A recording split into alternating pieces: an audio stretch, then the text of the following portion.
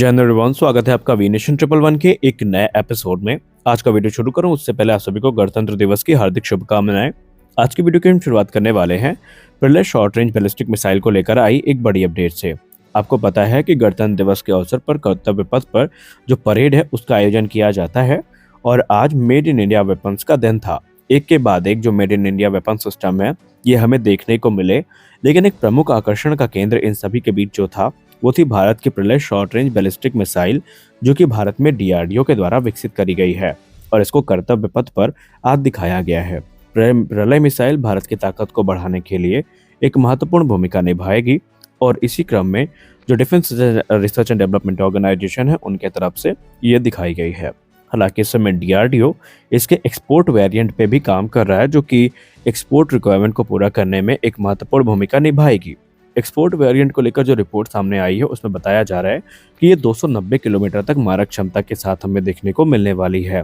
अब अगर हम स्टैंडर्ड प्रलय मिसाइल की बात करें जो कि भारत की इन्वेंट्री में शामिल होने वाली है, तो स्टैंडर्ड प्रलय मिसाइल की रेंज जो है वो 150 से लेकर 500 किलोमीटर की है, जो कि इसे एक हाईली वर्सटाइल वेपन सिस्टम बना देता है जब बात हम करते हैं टैक्टिकल बैटलफील्ड एप्लीकेशंस की। लेकिन यहाँ पर इंटरनेशनल गाइडलाइंस को पूरा करने के लिए और एक्सपोर्ट फैसिलिटेट को पूरा करने के लिए इसका जो इन्हांस्ड वेरिएंट है वो तैयार किया जा रहा है, जो कि मुख्यतः रेंज में 290 किलोमीटर का होगा। अब यहाँ पर प्रलय मिसाइल के ऊपर बात करते हुए भारतीय सेना के अधिकारियों ने कहा कि यह मिसाइल हमारे लिए एक वैल्यूएबल एडिशन है, क्योंकि ये नॉन न्यूक्लियर पेलोड को कैरी करती है और इस समय जो प्रलय मिसाइल है इस पर काम किया जा रहा है। अब यहाँ पर कुछ मॉडिफिकेशन भी किए हैं, जहाँ पर आपको जो ट्विन लॉन्चर्स हैं वो देखने को मिल जाते हैं प्रलय मिसाइल में, जहाँ पर ये मिसाइल्स कैरी की जाती हैं। और सबसे खास बात तो यहाँ पर ये है कि भारतीय सेना इन्हें नॉर्दर्न बॉर्डर्स पे पहले डिप्लॉय करने के लिए इच्छुक है, ताकि वहाँ की जो टेंशन्स हैं उस पर कंट्रोल पाया जा सके। हमारी अगली बड़ी अपडेट एरो इंडिया 2025 को लेकर आ रही है। एरो इंडिया 2025 को लेकर एक रिपोर्ट सामने आई है, जहाँ पर यह बताया गया है कि एमका इंजन प्रोग्राम जिसका इंतजार हमें काफी लंबे समय से था वो एरो इंडिया 2025 में फाइनलाइज हो सकता है। मीडिया के हवाले से जो चीजें सामने आई हैं उसमें स्पष्ट तौर पर यह बताया गया है कि एरो इंडिया 2025 के दौरान भारत सरकार के द्वारा जो पार्टनर है जिसके साथ डीआरडीओ को मिलकर 110 किलोटन थ्रस्ट का इंजन बनाना है उसका अनाउंसमेंट कर दिया जाएगा। यह आपने सही सुना, एरो इंडिया 2025 में मिनिस्ट्री ऑफ डिफेंस के द्वारा ये एक्सपेक्ट किया जा रहा है कि वो जो कोलैबोरेटर है उसका नाम यहाँ पर अनाउंस करेंगे, जिनके साथ जीटीआरई को मिल करके एक एडवांस जेट इंजन विकसित करना है, जो कि 110 किलोटन का इंजन होगा, जिसको 6th generation fighter jet engine की उपमा दी गई है। ये एडवांसमेंट काफ़ी बड़ा होगा, क्योंकि एमका की एक्चुअल टाइमलाइन हम लोग पहले से कहते आए हैं कि जेट इंजन पर निर्भर करेगी। अगर हमारे पास एक उन्नत जेट इंजन नहीं होगा तो फिर एमका मार्क 2 की टाइमलाइन भी आगे फिसलती चली जाएगी। लेकिन ऐसी स्थिति ना बने, इसका भरसक प्रयास किया जा रहा है। सोर्सेस के हवाले से बात करें तो ये जो कोलैबोरेशन होगा, हालांकि कोलैबोरेटर का अनाउंसमेंट तो एरो इंडिया में हो जाएगा, लेकिन जो कॉन्ट्रैक्ट है ये इस वर्ष के अंत तक फाइनलाइज कर लिया जाएगा। अभी जो प्राइस है इसको लेकर बातचीत चल रही है। ये एक क्रिटिकल स्टेप होने वाला है, क्योंकि आपको बता दें कि गत वर्ष कैबिनेट कमेटी ऑन सिक्योरिटी की मीटिंग में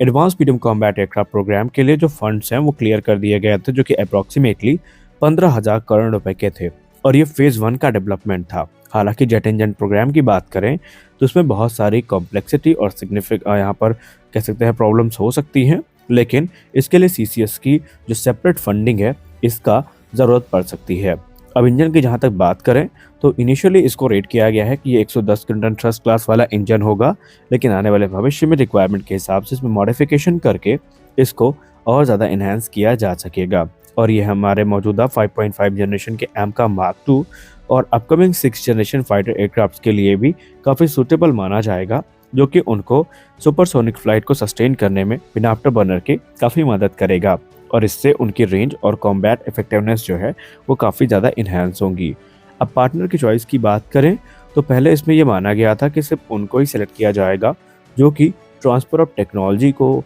यहाँ पर ऑफर करेंगे, लेकिन अब यहाँ पर क्लियर हो चुका है कि ऑलरेडी सैफरान जो है वो ऑलमोस्ट यहाँ पर विनर हो चुकी है और एक औपचारिकता ही बची है जो यहाँ पर अभी घोषित करनी बाकी है, क्योंकि यहाँ पर 3 ही मुख्य प्लेयर थे। पहला प्लेयर था जनरल इलेक्ट्रिक, जो कि अपने F414 EPE यानी इनहैंस परफॉर्मेंस इंजन के साथ इस रेस में था। दूसरा था बेसिकली यहाँ पर रोल्स रॉयस, जो कि अपने EJ200 पर आधारित एक इंजन को ऑफर कर रहा था, जो कि मॉडिफिकेशन के बाद अच्छा खासा थ्रस्ट जनरेट करने में सक्षम थे।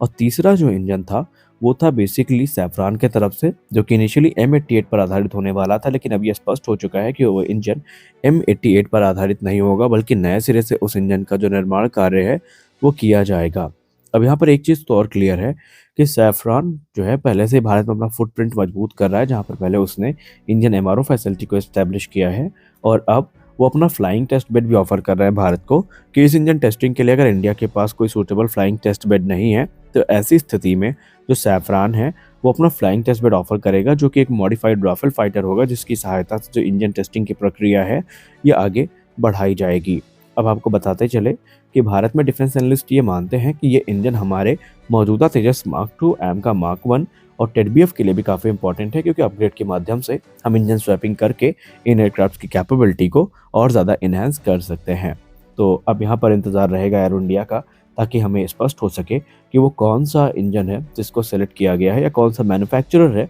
जिसको यहाँ पर सिलेक्ट किया गया है। वैसी रिपोर्ट के बारे में बात करने वाले हैं जो कि आपको काफ़ी खुश कर सकती है, और ये रिपोर्ट संबंधित है तेजस मार्क 2 को लेकर के। तेजस मार्क 2 वो फाइटर एयरक्राफ्ट है जिसका इंतजार हम सब काफ़ी बेसब्री से कर रहे हैं, और इसके रोल आउट का इंतजार भी हमें काफ़ी बेसब्री से था। तो फाइनली अब तेजस मार्क 2 के रोल आउट को लेकर एक नई अपडेट सामने आई है, जहां पर बताया जा रहा है कि इसका जो रोल आउट है ये नवंबर 2025 के अंत तक हो जाएगा। अगर हम रिपोर्ट्स की बात माने जो कि HAL के सोर्सेज और आडा के सोर्सेज की तरफ से दी गई है, तो ये बताया गया है कि ये माइलस्टोन अचीव करने में हमें नवंबर तक का वेट करना पड़ सकता है, क्योंकि जो प्रिपरेशन है इसके लिए HAL और आडा की वो चल रही हैं, और ये एक मेजर प्रोजेक्ट है जो कि एरो इंडिया 2025 में इसको लेकर हमें और भी जानकारी देखने को मिलेंगी। लेकिन जो की डेवलपमेंट हमें देखने को मिलेगा वो तेजस मार्क 2 में वो नवंबर में ही देखने को मिलेगा, जहाँ पर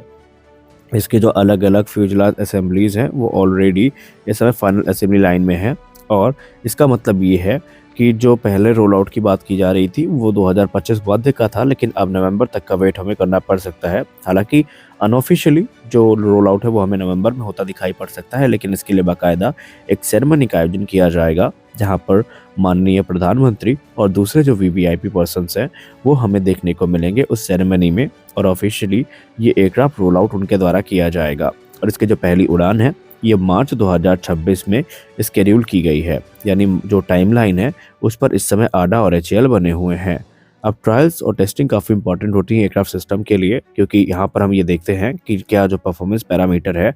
वो पूरे हो रहे हैं या नहीं, और पहली उड़ान के बाद फिर सिलसिलेवार जो टेस्टिंग है उसकी शुरुआत होगी, और 2028 से 29 तक इन फाइटर्स को प्रोडक्शन में लाए जाने का जो टारगेट है ये रखा गया है। ये एयरक्राफ्ट हमारे लिए काफ़ी इंपॉर्टेंट है, क्योंकि आने वाले भविष्य में ये हमारे जैगुआर, मिराज और MiG-29 जैसे एयरक्राफ्ट जो हैं इनको रिप्लेस करने का काम करेंगे। तो आज के इस वीडियो में बस इतना ही। मिलते हैं अगले वीडियो में कुछ और अपडेट्स के साथ, तब तक के लिए जय हिंद।